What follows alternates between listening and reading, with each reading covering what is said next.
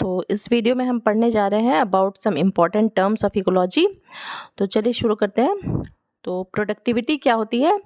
The rate of biomass production in an ecosystem is called productivity.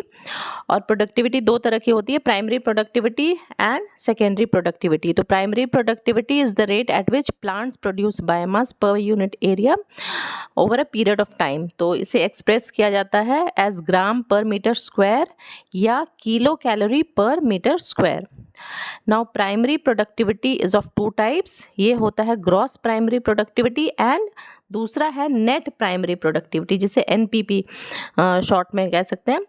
अब देखते हैं gross primary productivity क्या है। The rate at which organic matter is produce during photosynthesis in an ecosystem. तो green plants या photosynthetic plants जो भी है एनर्जी प्रोड्यूस करते हैं या ऑर्गेनिक मैटर प्रोड्यूस करते हैं, that is gross primary productivity within an ecosystem of course.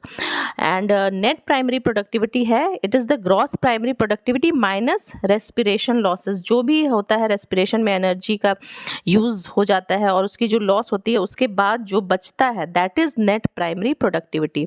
That is energy used for cellular work है, उसको हम रेस्पिरेटरी लॉसेस के तौर पे देखते हैं। उसको जब हम माइनस करते हैं ग्रॉस प्राइमरी प्रोडक्टिविटी से, तो हमें नेट प्राइमरी प्रोडक्टिविटी मिलती है। और NPP is available to heterotrophs for consumption. वो हेट्रोट्रॉफ्स जैसे हर्बीवोर्स हैं या जो भी डिकम्पोजर्स हैं वो यूज़ करते हैं अपने रिक्वायरमेंट के लिए। अब सेकेंडरी प्रोडक्टिविटी क्या है? The rate of formation of new organic matter bye consumers.